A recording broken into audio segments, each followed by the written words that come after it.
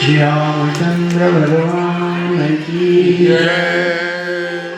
श्री शंकर भगवान की जय। पवन सुत हनुमान मान की जय। भागवत महापुराण की जय। व्यास जी महाराज की जय। सुखदेव जी महाराज की जय। गंगा मैया या की जय। ओम नमः पार्वती पते हर हर महादेव।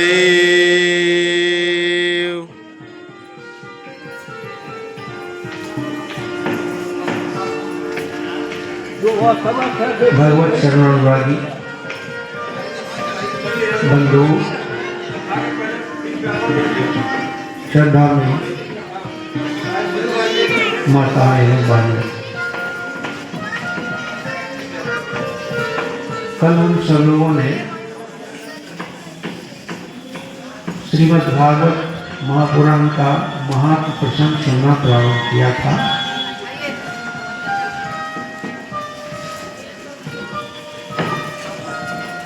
दो प्रसंग सुने थे महात्म को प्रकट करने वाले। एक था कि भागवत कथा के श्रवण से भक्ति, ज्ञान और वैराग्य ये तीनों परिपुष्ट होते हैं, बढ़ते हैं।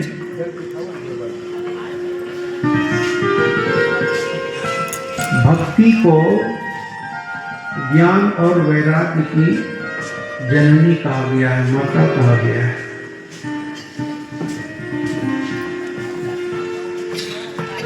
पहले भक्ति है, फिर ज्ञान और वैराग्य है। इसका भाव यही है। जिसके हृदय में भक्ति प्रकट हो जाती है, भक्ति यानी प्रेम, प्रभु प्रेम, ईश्वर प्रेम, तो उसके हृदय में, उसके जीवन में ज्ञान भी प्रकट होता है और वैराग्य भी प्रकट होता है। प्रकट होता है, खूब स्थित हो जाता है, पुष्ट हो जाता है। भक्ति हो चाहे ज्ञान हो चाहे वैराग्य हो, ये शाश्वत तत्व है। न इसका जन्म होता है, न इसकी मृत्यु हो सकती है। भक्ति कहीं पैदा होती है, मरती है, जवान होती है, बूढ़ी होती है। ज्ञान वैराग्य क्या पैदा होता है जो उसकी कोई मां होगी। यहाँ एक रूपक के माध्यम से समझाया गया, ऐसा हम लोग समझे।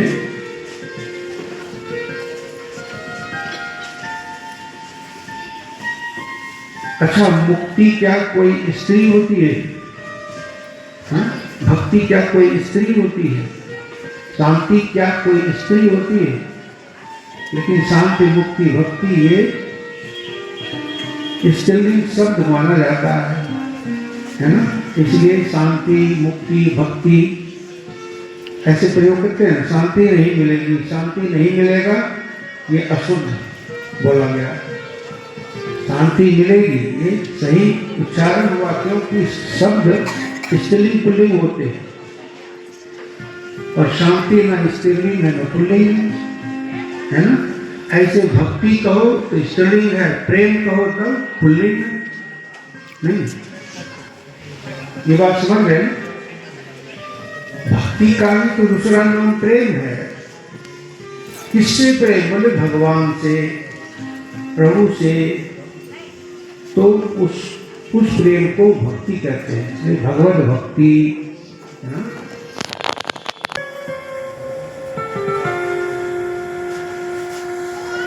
तो इतना ही कहना चाहते थे कि वहाँ दिखाया गया कि भक्ति देवी है, उनके बेटे ज्ञान वैराग्य हैं, बेहोश पड़े हैं, बूढ़े हैं। और भागवत की कथा सुनने के बाद ज्ञान भी जवान हो गया, वैराग्य भी जवान हो गया। फिर जो माँ थी उसकी भक्ति देवी, वो भी खूब प्रसन्न हो गई, नाचने लगी। ये माँ का बच्चों के प्रति प्रेम ही तो है ना। बच्चे दुखी होते हैं तो माँ दुखी होती है, और बच्चे खुश होते हैं तो माँ खुश हो जाती है। यही सब कारण था।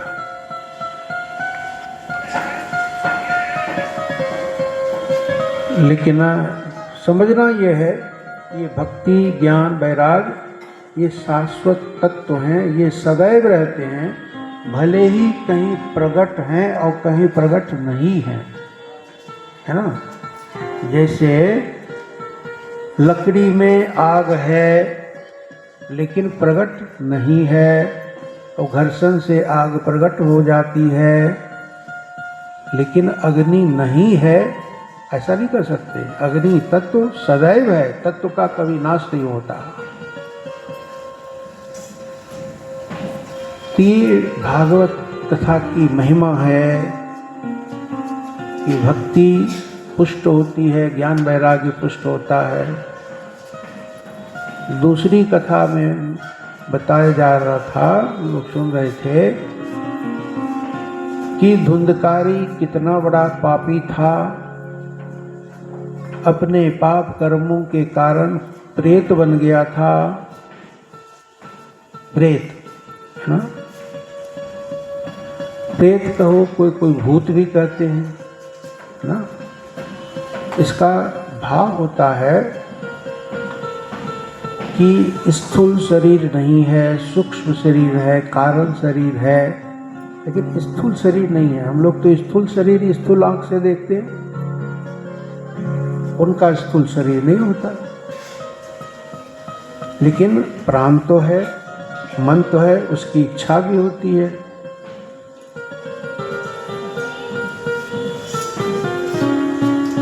भटक रहा था प्रेत योनि में धुंधकारी।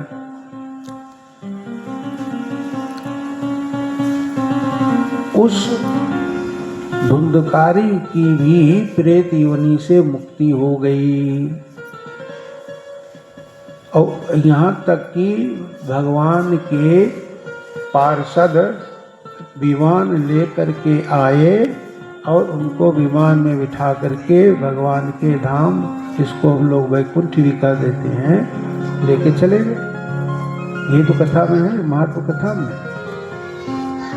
यानी भागवत पुराण की कथा सुनने से पापी से पापी व्यक्ति भी हो, कितने ही बड़े पाप किए हो, तो उसके पाप नष्ट हो जाते हैं और उनको यम की यातना नहीं भोगनी पड़ती, नरक में नहीं जाना पड़ता, मुक्त हो जाता है, भगवान के धाम में चला जाता है, भगवान के चरणों के निकट रहने लग जाता है। ये इतनी महिमा बताई गई।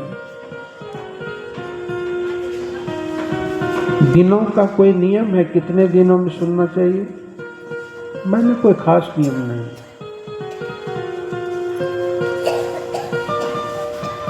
जब तक 1 महीना सुनने का मन हो, 1 महीना लगातार सुनो, 15 दिन सुनना, 15 दिन में सुनो, 11 दिन में सुनना, 11 दिन में सुनो, 7 दिन में सुनना, 7 दिन में सुनो।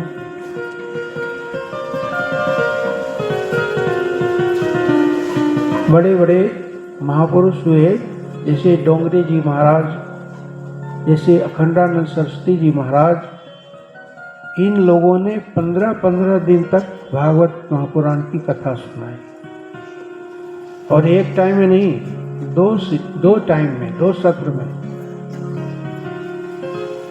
तो विस्तार से कथा हो गई, विस्तार से कथा हो गई। अब 7 ही दिन में कथा कोई सुना जाए, है ना, और उसमें एक ही समय हो, 3 घंटा, 3.5 घंटा या 4 घंटा, इससे ज़्यादा तो कोई बैठ नहीं पाएगा, समय नहीं दे पाएगा आज के युग में। और कुछ भजन में चले जाएंगे, नहीं, भजन में, कीर्तन में, मंगलाचरण में, बीच बीच में ये सब चलता रहेगा, तो भला ये कथा पूरी हो पाएगी? हो पाएगी? नहीं हो पाएगी। तब सात ही दिन में कथा हो ऐसी परंपरा क्यों पड़ गई, है ना। तो आपने सुना होगा परीक्षित जी के पास 7 ही दिन का समय बचा था,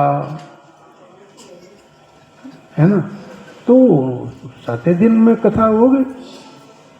अब तो ये कर्मकांड बन गया कि कितने दिनों में कथा हो, पहला विश्राम कहाँ हो, दूसरा कहाँ हो, तीसरा कहाँ हो, ऐसा है ना। ये परंपरा है, परंपरा ऐसे चलती है, लेकिन ऐसा कोई नियम नहीं है कि 7 ही दिन में कथा हो। इसीलिए कहते हैं, ये सनत कुमार जी ने नारद जी को सुनाया है, ऐसा कोई नियम नहीं कि 7 ही दिन में हो। लेकिन ये कलिकाल है, कलयुग है, इसमें बहुत दोष हैं, बहुत बाधाएं हैं, मन बदलता रहता है, मन डोलता रहता है।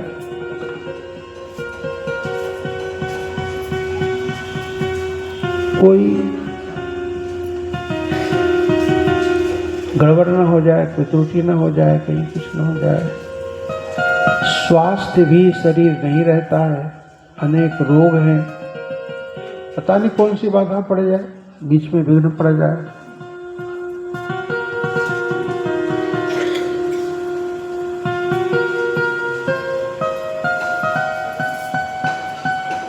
तो इसीलिए 7 दिन में सुनने का विधान बनाया।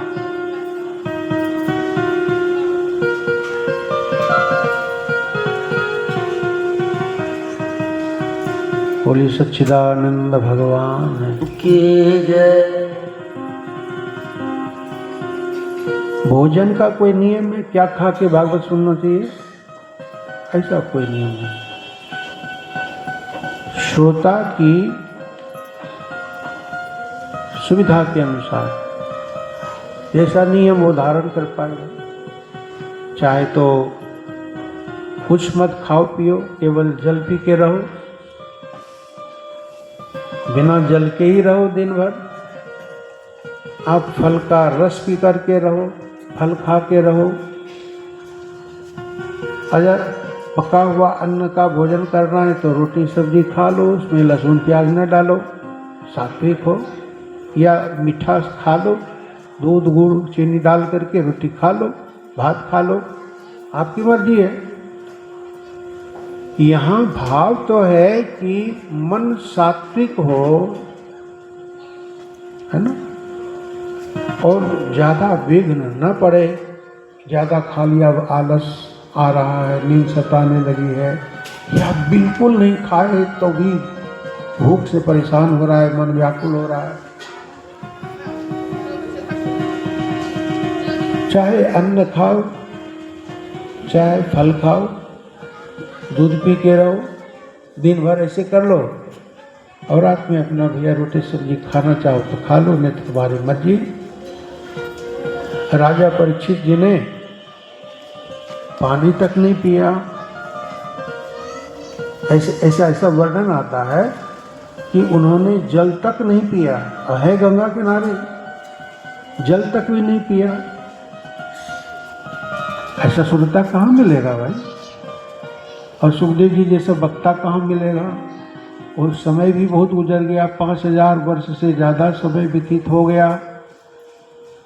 और कलयुग में कहते हैं अन्न में ही, यानी भोजन में ही, चाहे वो दूध हो, चाहे फल हो, चाहे कुछ भी हो, है ना, अन्न में ही प्राण बसते हैं। यानी खाओगे नहीं तो प्राण शक्ति कमजोर पड़ जाएगी। इसलिए भोजन का कोई ठोस नियम नहीं। फिर कहते हैं कि कथा यानी भागवत सुनने से क्या लाभ होता है। अरे लाभ इतना है कि वर्णन कहाँ तक करें। लौकिक पारमार्थिक सब तरह का लाभ है। जो निर्धन है वो नियम संयम पूर्वक श्रद्धा पूर्वक भागवत कथा श्रवण करता है तो उसको धन की प्राप्ति होती है। निसंतान है तो संतान प्राप्त होती है, रोगी है तो रोग मुक्त हो जाता है, स्वस्थ शरीर वाला हो जाता है। आप समझ गए? संक्षेप में बोलना पड़ रहा है। सब कुछ मिल सकता है, जो इच्छा करोगे, जो इच्छा करियो मनमाही, अब प्रभु प्रसाद कछु दुर्लभ नहीं, ऐसा मानस की पंक्ति है ना। जो इच्छा करोगे वो इच्छा पूर्ति होगी, जो चाहोगे वो सब मिलेगा। तो भागवत महापुराण है, ये भी भगवान का ही स्वरूप है। तभी तो लोग तुलसी चढ़ा देते हैं, कोई माला चढ़ाते हैं, कोई फूल चढ़ाते हैं, कोई रुपया चढ़ाते हैं। अब क्यों चढ़ाते हैं? भाव है तब ना। और फिर वही प्रसाद उठा उठा के लेते हैं। फूले दे दीजिए बाबा, अब कुछ नहीं है तो क्या कहते हैं? फूले दे दीजिए। श्रद्धा उसकी फूल में, तुलसी पत्ता में दीजिए, वही दे दीजिए। तो ये भाव है, यही तो भाव है। भाव में ही भगवान बसते हैं। अभाव नहीं, भक्ति नहीं तो भगवान कहाँ है पता नहीं। और भाव आपके हृदय में भक्ति है तो पत्थर में भी भगवान है, जल में भी भगवान है, पेड़ पौधे में भी भगवान है। तुलसी की पूजा करते हो कि नहीं? नहीं। पेड़ पौधों की पूजा करते हो कि नहीं? बरगद की, किसकी किसकी? तो ये पूजा क्यों करते हैं वृक्ष की? अरे वृक्ष के रूप में भगवान ही है, परमात्मा का ही ये स्वरूप है। तो भक्ति भाव का महत्व है।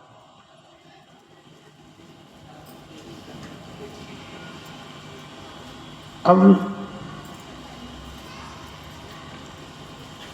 ये महिमा हो गई, भागवत कथा सुनने से ऐसा ऐसा फल मिलता है।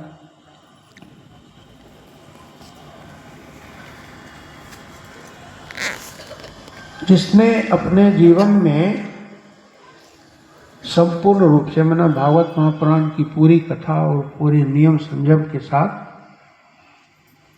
न सुना हो, ऐसे थोड़ा सुना कभी सुना कभी, वो तो अलग बात है।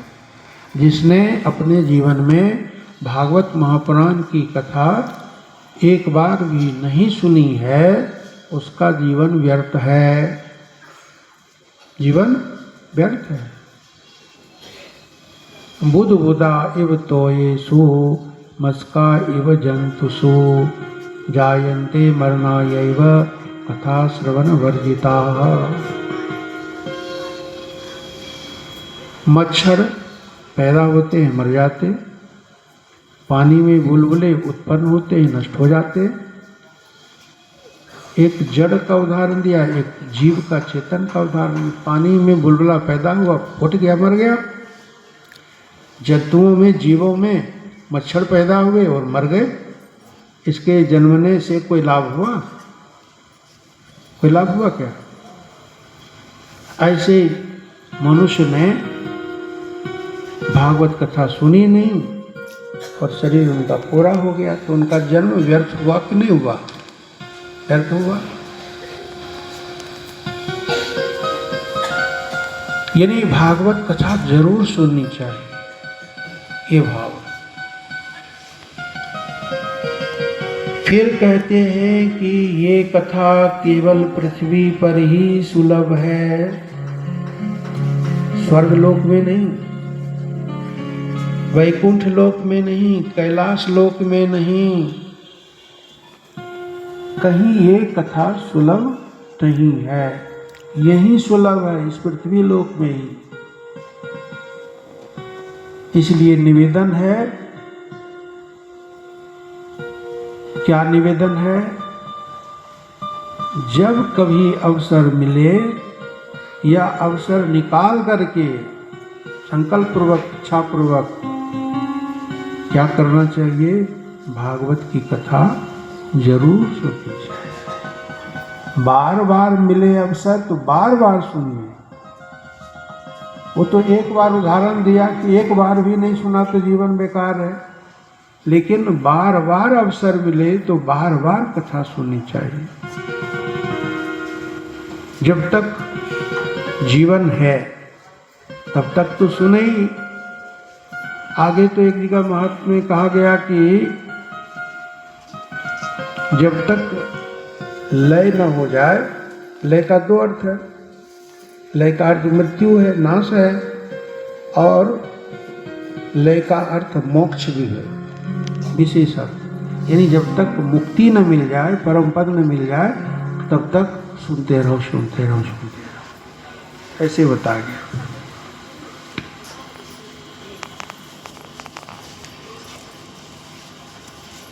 सुखदेव जी ने राजा परीक्षित जी को ये भागवत पुराण की कथा सुनाई थी जब कलयुग के 30 वर्ष बीत गए थे, कली संवत 30। उसके बाद कलयुग के 200 वर्ष पूरे हो गए थे, तब गोकर्ण ने धुंधकारी को ये कथा सुनाई थी। और उसके भी 30 वर्ष और बाद, यानी कलयुग के 230 वर्ष बीतने के बाद सनत कुमार ने नारद जी को ये कथा सुनाई थी। और अभी कलयुग के कितने वर्ष बीते हैं पता नहीं, होना चाहिए कली संवत मालूम पड़। नहीं से पूछेगा बता देंगे, पंचांग में लिखा रहता। आजकल तो मोबाइल में सब रहता है, आज की तिथि, नक्षत्र, योग, क्या क्या सब रहता है। सूर्यास्त कितने बजे होगा, सूर्योदय कितने बजे हुआ, सब कुछ डाटा इसको डाटा ही तो बोलते हैं, जान कर सब कुछ रहता है।